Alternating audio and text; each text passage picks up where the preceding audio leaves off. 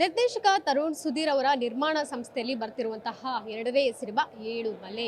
ಸದ್ಯಕ್ಕೆ ಸಿನಿಮಾದ ಟೈಟಲ್ ಒಂದು ರೀತಿ ಕನ್ನಡಿಗರಿಗೆ ಕನೆಕ್ಟ್ ಆಗುತ್ತೆ, ಆದರೆ ಈ ಸಿನಿಮಾ ಕನೆಕ್ಟ್ ಆಗುವಂಥದ್ದು ಕನ್ನಡಿಗರಿಗೆ ಜೊತೆಗೆ ತಮಿಳುನಾಡು ಜನರಿಗೆ. ಯಾಕೆ ಅನ್ನುವಂಥದ್ದು ಜೊತೆಗೆ ಈಗಾಗಲೇ ಅವರು ಮಹಾನಟಿ ಇರ್ಬೋದು, ಆ ಒಂದು ಶೋಗೆ ಹೋಸ್ಟ್ ಆಗಿದ್ರು.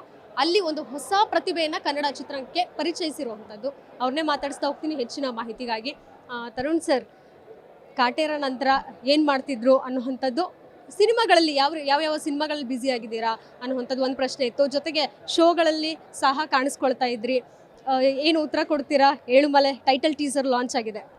ಅದೇ ಏನು ಮಾಡ್ತಿದ್ರಿ ಅಂದರೆ ಈ ಸಿನಿಮಾ ಪ್ರಿಪ್ರೇಷನ್ಸಲ್ಲಿ ಇದ್ವಿ, ಒಂದು ಪ್ರೊಡಕ್ಷನ್ ಮಾಡ್ತಾ ಇದ್ವಿ. ಸೊ ಹಾಗಾಗಿ ಕಳೆದ ಒಂದು 6 ತಿಂಗಳಿಂದ ಇದರಲ್ಲಿ ಬ್ಯುಸಿ ಆಗಿದ್ದೆ ಅಷ್ಟೇ. ತುಂಬ ಬ್ಯುಸಿ ಆಗಿಬಿಟ್ಟು ಮನೆಗೆ ಹೋಗ್ತಿಲ್ಲ ಅಂತ ಸೋನಲ್ ಅವರು ಕಂಪ್ಲೇಂಟ್ ಮಾಡಿದ್ರು. ಅದು ಅವ್ರಿಗೆ ಇವಾಗ ಗೊತ್ತಾಗ್ತಿದೆ. ಇದು ನಮ್ಮಮ್ಮ ಕಳೆದ ಒಂದು 15 ವರ್ಷದಿಂದ ನಮ್ಮಮ್ಮ ಕಂಪ್ಲೇಂಟ್ ಮಾಡ್ತಾ ಇದ್ರು. ಈಗ ಅವರು ಇದೇ ಕಂಪ್ಲೇಂಟ್ ಶುರು. ಏನಂದರೆ ಸಿನಿಮಾ ಅಷ್ಟು ಕೆಲಸ ಕೇಳುತ್ತಮ್ಮ, ಅದು ನಾವೇನೋ ಇಂಟೆನ್ಷನಲಿ ಅಂತಲ್ಲ, ಬಟ್ ಆ ಸಿನಿಮಾ ಅಂತ ಅನ್ನೋದೇ ಆ ಕೃಷಿನೇ ಹೆಂಗೆ, ನಾವು ಹೆಂಗೆ ರೈತಾಪಿ ಜನ ಹೆಂಗೆ ಕೆಲಸ ಮಾಡ್ತಾರೋ, ಒಕ್ಕಲ್ತನ ಮಾಡ್ತಾರೋ, ಹಾಗೇನೆ ಕೃಷಿ ಇದು ಒಂದು. ನೀವು ಅಷ್ಟು ಅದಕ್ಕೆ ಪ್ರೀತಿಯಿಂದ ಜೀವ ಕೊಟ್ಟು ಬೆವರು ಸುರಿಸಿದ್ರೆ ಅದು ಖಂಡಿತವಾಗ್ಲೂ ಫಲ ಕೊಡುತ್ತೆ. ಸೊ ಹಾಗಾಗಿ ಹಂಗೆ ಆಗಿರುತ್ತೆ ಅಷ್ಟೇ. ಸ್ನೇಹಿತರಾಗಿ ಒಬ್ಬರನ್ನ ನಂಬಿ ಕೆಲಸ ಕೊಡೋದು ಬೇರೆ, ಆದರೆ ಈ ಒಂದು ಪೊಸಿಷನ್ಗೆ ಡೈರೆಕ್ಷನ್ ಅನ್ನೋವಂಥದ್ದು, ನಾನು ದುಡ್ಡು ಹಾಕ್ಬೋದಾ ಈ ವ್ಯಕ್ತಿ ನಂಬಿ ಅನ್ನೋವಂಥದ್ದು ಬೇರೆ. ಆ ನಂಬಿಕೆ ಹೇಗೆ ಬಂತು? ಅಮ್ಮ ಇವತ್ತೇನು ಆ ಥರದ್ದು ಇವತ್ತು ಕಾಂಟೆಂಟ್ ಅಮ್ಮ, ಪ್ರತಿಭೆ ಯಾರಿಗಿದೆ ಅವ್ರಿಗೆ ಅವಕಾಶ ಸಿಗುತ್ತಮ್ಮ. ಪುನೀತೊಂದು ಏನೋ ಫ್ರೆಂಡು ಇನ್ನೊಂದು ಏನಿಲ್ಲ, ಅವ್ರದ್ದು ಹೀಸ್ ಒಂದು ಅದ್ಭುತವಾದ ಪ್ರತಿಭೆ. ಅದನ್ನು ಅವರು ಬಂದು ಸರ್ ನಾನು ಒಳ್ಳೆ ಪ್ರತಿಭೆ, ನನಗೆ ಕೆಲಸ ಕೊಡಿ ಅಂತ ಕೇಳಿಲ್ಲ. ನನ್ನ ಜೊತೆ ಇದ್ದು ಅವ್ರ ಕೆಲಸನ ತೋರಿಸಿ ಪ್ರೂವ್ ಮಾಡಿ ಅವ್ರು ಶ್ರಮ ಪಟ್ಟು ಇದನ್ನು ಪಡ್ಕೊಂಡಿದ್ದಾರೆ. ಸೊ ಹಾಗಾಗಿ ಇದು ಅವ್ರ ಶ್ರಮ. ಆ್ಯಂಡ್ ಒಂದು ಒಳ್ಳೆ ಸಿನಿಮಾ ಪ್ರೊಡ್ಯೂಸ್ ಮಾಡಬೇಕು ಅಂತ ಅನ್ನೋ ಆಸೆಗೆ ಕರೆಕ್ಟಾಗಿರೋ ಒಂದು ಸ್ಕ್ರಿಪ್ಟ್ ಬಂದಾಗ ಅದೆರಡು ಒಂದು ಒಟ್ಟಿಗೆ ಟ್ರಾವೆಲ್ ಆಗುತ್ತೆ. ಹಾಗಾಗಿ ಒಂದು ಖುಷಿನಲ್ಲಿ ಮಾಡಿದಂಥ ಒಂದು ಸಿನಿಮಾ ಇದು. ರಾಣಾ ಅವರು ಏಕಲವ್ಯ ಆದಮೇಲೆ ಎಲ್ಲಿ ಕನ್ನಡ ಚಿತ್ರರಂಗದಿಂದ ಮಾಯ ಆಗಿಬಿಟ್ರಾ, ಮದುವೆ ಆಗಿಬಿಟ್ರು, ಸರಿ ಇನ್ನು ಬರ್ತಾರೋ ಇಲ್ಲೋ ವಾಪಸ್ಸು ಅನ್ನುವಂಥ ಒಂದಷ್ಟು ಪ್ರಶ್ನೆಗಳಿತ್ತು. ಜೊತೆಗೆ ಬಂದರೆ ಬೂಮ್ ಮಾಡೋದಾದರೆ ಯಾವ ಪ್ರಾಜೆಕ್ಟ್ ಮೂಲಕ ಬೂಮ್ ಮಾಡ್ತಾರೆ ಅನ್ನೋಂಥದ್ದು, ಜೊತೆಗೆ ಪ್ರೊಡಕ್ಷನ್ ಹೌಸ್ ಯಾವುದು ಅನ್ನೋಂಥದ್ದು ಒಂದು ದೊಡ್ಡ ಕ್ವಶನ್ ಆಗುತ್ತೆ. ಸೊ ಪ್ರೊಡಕ್ಷನ್ ಹೌಸ್ ನಿಮ್ಮದೇ ಅನ್ನೋಂಥದ್ದು ಕನ್ಫರ್ಮ್ ಆದಮೇಲೆ ಎಲ್ಲೋ ಒಂದು ಕಡೆ ಈ ಪ್ರೊಡಕ್ಷನ್ ಹೌಸ್ ಹಾಗಾದರೆ ಕತೆ ತುಂಬ ಸ್ಟ್ರಾಂಗ್ ಆಗಿರುತ್ತೆ, ಜನರಿಗೆ ಕನೆಕ್ಟ್ ಆಗುತ್ತೆ ಅನ್ನುವಂಥದ್ದು ಯಾವ ರೀತಿ ಅವರಿಗೆ ಕನೆಕ್ಟ್ ಆಯಿತು, ಅಪ್ರೋಚ್ ಆಯಿತು? ಇಲ್ಲ, ನಮಗೆ ಕ್ಯಾಸ್ಟಿಂಗ್ ಅಂತ ಬಂದಾಗ ರಾಣಾ ಅವರು ತುಂಬ ಆ್ಯಪ್ಟಾಗಿ ಕೂರ್ತಾರೆ ಈ ಪಾತ್ರಕ್ಕೆ ಅಂತಲೇ ಅನಿಸಿದ್ದು. ಯಾಕೆಂದರೆ ನಮಗೆ ತುಂಬ ಒಂದು ಇಮೇಜ್ ಇರುವಂಥ ಸ್ಟಾರ್ ಬೇಡ, ಬಟ್ ಹಾಗೇನು ಒಬ್ಬ ಪರ್ಫಾರ್ಮರ್ ಬೇಕು. ಈ ಥರದ್ದೆಲ್ಲ ಒಂದು ಎಲಿಮೆಂಟ್ ಇತ್ತು. ನಾನು ಏಕಲವ್ಯಲ್ಲಿ ನೋಡಿದಾಗ ಅಲ್ಲೊಂದು 3 ಶೇಡಲ್ಲಿ ಪಾತ್ರ ಮಾಡಿದ್ದಾರೆ. ಕಾಲೇಜು ಅದಾದಮೇಲೆ ಕಾಲೇಜ್ ಆದಮೇಲೆ ನೆಕ್ಸ್ಟ್ ಒಂದು ಕ್ಲೈಮ್ಯಾಕ್ಸ್. ಒಂದು ಫಸ್ಟ್ ಪಿಕ್ಚರ್ಗೆ ಒಂದು ಹುಡುಗ ಇಷ್ಟೊಂದು ಪೊಟೆನ್ಷಿಯಲಿ ಕೆಲಸ ಮಾಡಿದಾರಲ್ಲ ಅಂತ ನಾನು ಪಿಕ್ಚರ್ ನೋಡಿದಾಗ ಅನಿಸಿತ್ತು ನನಗೆ. ಅದಾದಮೇಲೆ ಇದು ಕ್ಯಾಸ್ಟ್ ಮಾಡುವಾಗ ಪುನೀತಿಗೆ ಅಪ್ರೋಚ್ ಇದು ಸರ್ ಯಾರು ಮಾಡೋಣ ಅಂದರೆ ನಾನು ಆಪ್ಷನ್ಸಲ್ಲಿ ಇದೊಂದು ಹೆಸರು ಹೇಳಿದೆ. ಇವ್ರು ಚೆನ್ನಾಗಿ ಸೂಟ್ ಆಗ್ತಾರೆ ಅಂತ ಅನಿಸ್ತಾ ಇದೆ ನೋಡು. ಯಾಕಂದರೆ ನನಗೆ ಅವನೊಬ್ಬ ನಮ್ಮಲ್ಲಿರೋ ಒಬ್ಬ ವ್ಯಕ್ತಿ ಅಂತ ಅನಿಸ್ಬೇಕು ಈ ಕ್ಯಾರೆಕ್ಟ್ರು ಅಂತಂದಾಗ ನಮ್ಗೆ ತುಂಬ ಚೆನ್ನಾಗಿ ಮೌಲ್ಡ್ ಆಗ್ತಾನೆ ಅಂತ ಅನಿಸಿದ್ದು. ಕತೆ ಹೇಳಿದ್ವಿ, ಪ್ರೀತಿಯಿಂದ ಒಪ್ಕೊಂಡ್ರು ಅವರು ಪ್ರಿಯಾಂಕಾ ಇಬ್ಬರಿಗೂ ಒಂದಷ್ಟು ಟ್ರೈನಿಂಗ್ ಅಂತ ಮಾಡಿ, ವರ್ಕ್ಶಾಪ್ಸ್ ಅಂತ ಮಾಡಿ ಅಲ್ಲಿಂದ ನಾವು ಶೂಟಿಂಗ್ ಕರ್ಕೊಂಬಂದ್ರೆ ತುಂಬ ಅದ್ಭುತವಾಗಿ ಮಾಡಿದ್ದಾರೆ ರಾಣಾ.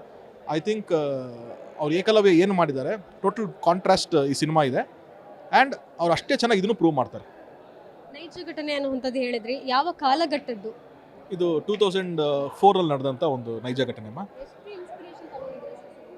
ಅಂದರೆ ಅದು ನಮಗೆ ನೀವು ಡಿಫ್ರೆನ್ಷಿಯೇಟ್ ಮಾಡೋಕ್ಕಾಗಲ್ಲ, ಇಷ್ಟು ಪರ್ಸೆಂಟೇಜು ಅಂತ ಲೈನ್ ಎಳೆಯೋಕ್ಕಾಗಲ್ಲ. ಯಾಕಂದರೆ ಓವರಾಲ್ ಆ ಪ್ಲಾಟ್ಫಾರ್ಮಲ್ಲೇ ನಡೀತಾ ಇರುತ್ತೆ. ಆ್ಯಂಡ್ ಇದು ಒಂದು ನೈಟಲ್ಲಿ ನಡೆಯುವಂಥ ಕಥೆ ಆಗಿರೋದ್ರಿಂದ ನೀವು ಡಿವೈಡ್ ಮಾಡೋಕ್ಕಾಗಲ್ಲ, ಇದಿಷ್ಟು ನಿಜ ಇದಿಷ್ಟು ಫಿಕ್ಷನ್ ಅನ್ನೋದನ್ನ ಡಿವೈಡ್ ಮಾಡೋಕ್ಕಾಗಲ್ಲ. ನಿಮ್ಗೆ ಇಡೀ ಸಿನಿಮಾ ಆ ಘಟನೆ ಜ್ಞಾಪಿಸ್ಕೊಂಡೇ ಹೋಗ್ತಾ ಇರುತ್ತೆ. ಸೊ ಹಾಗಾಗಿ ಇದು ಇಡೀ ಸಿನಿಮಾ ಅದೇ ಪ್ಲಾಟ್ಫಾರ್ಮ್ ಮೇಲೆ ನಿಂತಿರುತ್ತೆ. ಈಗ ಹೆಚ್ಚು ಕ್ರೈಮ್ ನಡೆಯೋದೇ ರಾತ್ರಿ ಹೊತ್ತಲ್ಲಿ. ನಿಮ್ಮ ಸಿನಿಮಾ ಚಿತ್ರೀಕರಣ ಆಲ್ಮೋಸ್ಟ್ ಬಹುತೇಕ ಆಗಿರುವಂಥದ್ದು ರಾತ್ರಿ ಹೊತ್ತಲ್ಲೇ. ಏನಾದರೂ ಇದು ಮೆಸೇಜ್ ಕೊಡುವಂಥದ್ದು ಆಗುತ್ತಾ, ಕನ್ವೆ ಆಗುತ್ತಾ ಪ್ರೇಕ್ಷಕರಿಗೆ? ಅಮ್ಮ, ರಾತ್ರಿ ಅಂತ ಅನ್ನೋದು ಏನಂತಂದರೆ ಅದೇ ಒಂದು ಕ್ಯಾರೆಕ್ಟರ್ ಕತ್ಲು ರಾತ್ರಿ ಅಂತ ಅನ್ನೋದೇ ಒಂದು ಕ್ಯಾರೆಕ್ಟರ್, ಒಂದು ಇಂಟೆನ್ಸಿಟಿ ಇರುತ್ತೆ ಯಾವಾಗಲೂ. ಇದೊಂದು ಇಂಟೆನ್ಸ್ ಲವ್ ಸ್ಟೋರಿ ಆಗಿರೋದ್ರಿಂದ ಇದು ಆ ಟೈಮಲ್ಲೇ ಪ್ಲೇಸ್ ಮಾಡಬೇಕು. ಈಗ ನೀವು ರೀಸೆಂಟ್ ಟೈಮ್ಸಲ್ಲಿ ಒಂದಷ್ಟು ಸಿನಿಮಾಗಳು ಯಾವುದು, ನಾವು ಕನ್ನಡದಲ್ಲಿ ಮ್ಯಾಕ್ಸ್ ಸುದೀಪ್ ಸರ್ ಮಾಡಿದ್ರು ಮ್ಯಾಕ್ಸ್, ಒಂದು ನೈಟಲ್ಲಿ ನಡೆಯುತ್ತೆ ನೋಡಿ. ಅಲ್ಲಿ ಸಾಂಗ್ಸ್ ಬೇಡ ನಿಮಗೆ ಅಥವಾ ಹೀರೋಯಿನ್ ಇಲ್ಲ ಅಂತಂದ್ರೆ ನೀವು ಯಾವುದು ಕಂಪ್ಲೇಂಟ್ ಮಾಡಲ್ಲ, ಆ ಇಂಟೆನ್ಸಿಟಿ ಮಾತ್ರ ನಮ್ಗೆ ಇಷ್ಟಪಡ್ತೀವಿ. ಸೊ ಆ ಥರ ಒಂದು ಇಂಟೆನ್ಸಿಟಿ ಇರುವಂಥ ಒಂದು ಸ್ಕ್ರಿಪ್ಟ್ ಇದು, ಒಂದು ಲವ್ ಸ್ಟೋರಿ, ಅದರಿಂದ ನಡೀತಾ ಇರೋಂಥ ವಿಷಯಗಳು. ಒಂದು ನೈಟ್ ನಿಮಗೆ ಥಿಯೇಟ್ರಲ್ಲಿ ಕೂತಿದ್ರೆ ನಾವು ಟ್ರಾವೆಲ್ ಮಾಡ್ತಾ ಇದೀವಿ ಇವ್ರ ಜೊತೆಗೆ ಅಂತ ಅನ್ಸೋ ಥರದ್ದು ಒಂದು ಸಿನಿಮಾ ಆಗುತ್ತೆ.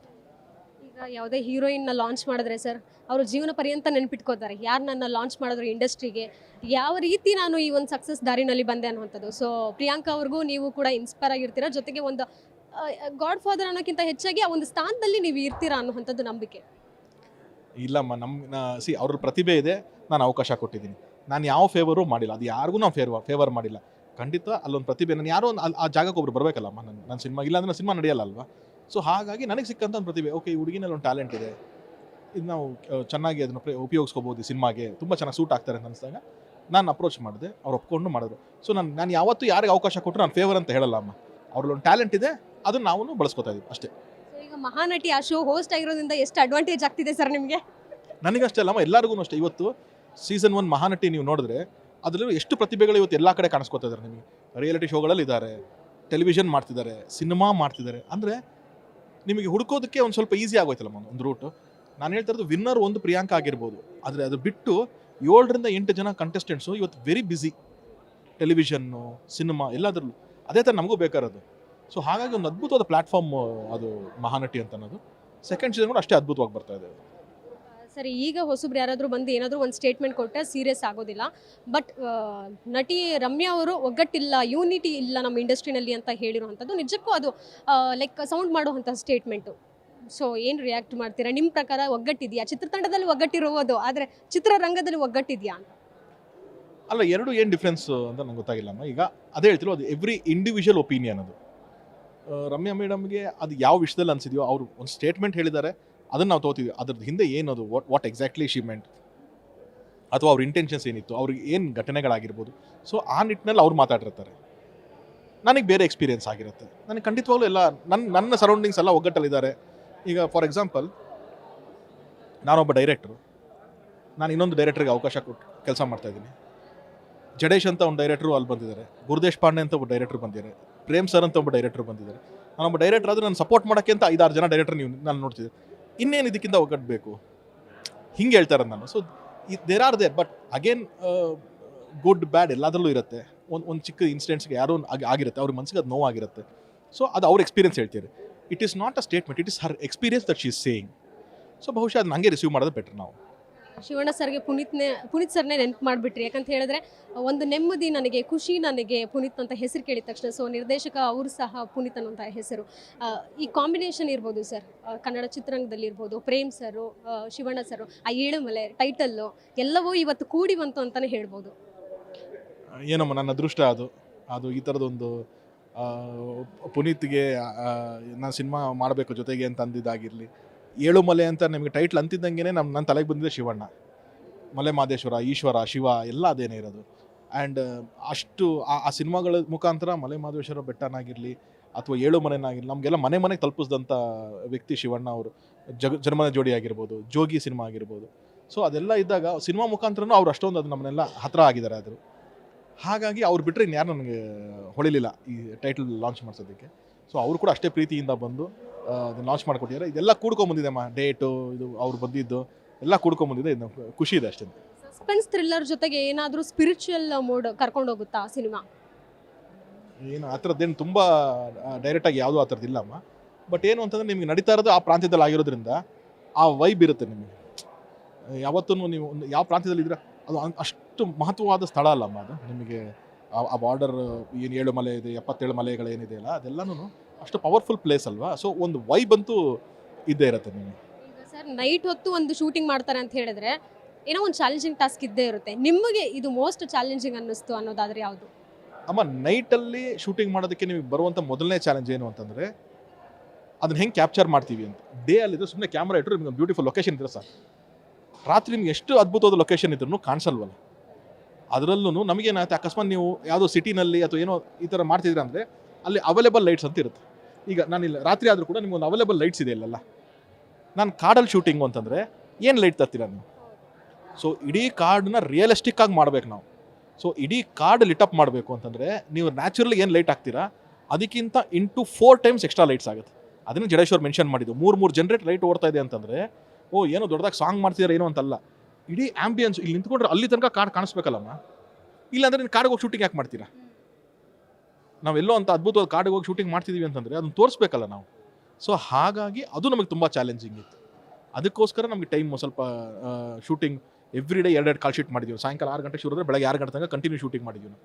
ಸೊ ಹಾಗಾಗಿ that was more challenging. And night ಏನಂದ್ರೆ ನಿಮಗೆ ನಮ್ಮ ಬಾಡಿ ಡೇಗೆ ಸೆಟ್ ಆಗಿರುತ್ತೆ, ನೈಟ್ ಮಲಗಿ ಅಭ್ಯಾಸ ಇರುತ್ತೆ. ಅದನ್ನು ಆಪೋಸಿಟ್ ಮಾಡ್ತಾ ಇರ್ತೀವಿ ನಾವು. ರಾತ್ರಿ 12 ಗಂಟೆ 1 ಗಂಟೆ ಮೇಲೆ ಆ ಎನರ್ಜಿ ಇರಬೇಕು ನಿಮ್ಗೆ ಕೆಲಸ ಮಾಡೋದಕ್ಕೆ, ಆಗಲ್ಲ ಅದು. ಸೊ ಫೋರ್ಸಿಬಲಿ ನಾವು ಕೆಲಸ ಮಾಡ್ತಾ ಇರ್ತೀವಿ, ಅಂದ್ಕೊಂಡ ಸ್ಪೀಡ್ ಇರಲ್ಲ. ನಾವು ಅಷ್ಟೇ ಅಂತಲ್ಲ, ಟೆಕ್ನಿಷಿಯನ್ಸು ಇನ್ನೊಬ್ರು ಮತ್ತೊಬ್ರು ಎಲ್ಲರಿಗೂ ಹಂಗಿರುತ್ತೆ. ಸೊ ಅದನ್ನೆಲ್ಲ ಮೀರಿ ಮಾಡಬೇಕು, ಅದು ದೊಡ್ಡ ಚಾಲೆಂಜ್. ಸೊ ಪ್ರೊಡ್ಯೂಸರ್ ಆಗಿರೋದ್ರಿಂದ ದುಡ್ಡಿನ ಲೆಕ್ಕಾಚಾರದಲ್ಲಿ ಎಷ್ಟು ಸ್ಮಾರ್ಟ್ ಇದ್ದಾರೆ ತರುಣ್ ಅವರು ಅಂತ. ಅಮ್ಮ ನಂಗೆ ಸಿಂಪಲ್, ನಾನು ಡೈರೆಕ್ಷನ್ ಮಾಡಿದಾಗಲೂ ಅದೇ ಫಾಲೋ ಮಾಡಿದ್ದೀನಿ, ಪ್ರೊಡಕ್ಷನ್ ಮಾಡಿದಾಗ ಅದೇ ಫಾಲೋ ಮಾಡಿದ್ದೀನಿ. ಇಟ್ ಈಸ್ ಪ್ಲ್ಯಾನಿಂಗ್ ಕರೆಕ್ಟ್ ಆಗಿದ್ರೆ ದುಡ್ಡು ಕರೆಕ್ಟಾಗಿ ಖರ್ಚಾಗುತ್ತೆ. ಪ್ಲ್ಯಾನಿಂಗ್ ಚೆನ್ನಾಗಿಲ್ಲ ಅಂತಂದರೆ ನೀವು ಏನೇ ಹಿಡಿಯೋಕೆ ಹೋದ್ರೂ ಅದು ವರ್ಕ್ ಆಗಲ್ಲ. ಸೊ ನೀವು ಕರೆಕ್ಟಾಗಿ ಪ್ಲ್ಯಾನ್ ಮಾಡ್ಕೊಂಡು ಎಕ್ಸಿಕ್ಯೂಟ್ ಮಾಡಿದ್ರೆ ಅದಕ್ಕೆ ಎಷ್ಟು ಬೇಕೋ ಅಷ್ಟು ದುಡ್ಡು ಖರ್ಚಾಗುತ್ತೆ. ಪ್ರಮೋಷನ್ಗೆ ಎಷ್ಟು ದುಡ್ಡು ಎತ್ತಿಟ್ಟಿದ್ದೀರಾ ಸರ್? ಅದು ಎಷ್ಟು ಕೇಳುತ್ತೋ ಅಷ್ಟು ಮಾಡೋದು. ಇವತ್ತು ಪ್ರಮೋಷನ್ನು ದುಡ್ಡಿಂದ ಆಗೋದಲ್ಲ ಅಮ್ಮ, ಕಾಂಟೆಂಟಿಂದ ಆಗುತ್ತೆ. ನೀವು ಒಳ್ಳೆ ಕಾಂಟೆಂಟಿಗೆ ಇಷ್ಟು ದುಡ್ಡು ಇನ್ವೆಸ್ಟ್ ಮಾಡಿದ್ರೂ ತುಂಬ ಅದ್ಭುತವಾಗುತ್ತೆ. ಒಳ್ಳೆ ಕಾಂಟೆಂಟ್ ಇಲ್ಲ ಅಂತಂದರೆ ನೀವು ಎಷ್ಟು ದುಡ್ಡು ಸುರಿದ್ರು ಅದು ರೀಚ್ ಆಗಲ್ಲ. ಈಗ ನಾವು ಇಲ್ಲಿ ಓರೇನ್ ಮಾಲ್ ಕೂತ್ಕೊಂಡಿದ್ದೀವಿ, ಇಲ್ಲಿ ನಿಮ್ಗೊಂದು ಸಾಂಗ್ ಕೇಳಿಸ್ತಾ ಇದೆಯಾ, ಬ್ಯಾಂಗಲ್ ಬಂಗಾರಿ ಒಂದು ಸಾಂಗ್ ಕೇಳಿಸ್ತಾ ಇದೆ. ಅವರು ಕೋಟ್ಯಾಂತರ ರೂಪಾಯಿ ಖರ್ಚು ಮಾಡಿ ಪ್ರಮೋಷನ್ಸ್ ಮಾಡ್ತಿರ್ತಾರೆ. ಬಿಟ್ಟಿದ್ದು 2 ನಿಮಿಷಕ್ಕೆ ನಮ್ಗೆ ಸಾಂಗ್ ಕೇಳಬೇಕು ಅಂತ ಅನ್ಸುತ್ತೆ. ಹಿಟ್ ಸಾಂಗ್ ಅದು, ಎಲ್ಲರೂ ಕನೆಕ್ಟ್ ಆಗ್ತಾರೆ, ಎಲ್ಲರೂ ರೀಲ್ಸ್ ಮಾಡಬೇಕು ಅಂತ ಹೇಳ್ತಾರೆ. ಸೊ ಅದು without money you can reach the audience, that is content. So not necessary every time you need money. ಇಲ್ಲ ಒಂದು 2 ಪ್ರಶ್ನೆ ಇದೆ ಲಾಸ್ಟು. ಈಗ ನೆಕ್ಸ್ಟ್ ಪ್ರಾಜೆಕ್ಟ್ ದರ್ಶನ್ ಅವ್ರ ಜೊತೆಗೆ ಎಲ್ಲಿವರೆಗೂ ಬಂತು, ಮಾತುಕತೆ ನಡೀತಾ ಇದೆ ಹೌದು, ಬಟ್ ಯಾವಾಗ ಶುರು ಮಾಡ್ತೀರಾ ಅಂತ? ಅಲ್ಲ, ಈಗ ಸದ್ಯಕ್ಕೆ ಇವತ್ತು 7 ಮೂಲೆಗೆ ಸೀಮಿತವಾಗಿಡೋಣ ನಮ್ಮ ಪ್ರೆಸ್ ಮೀಟ್ನ.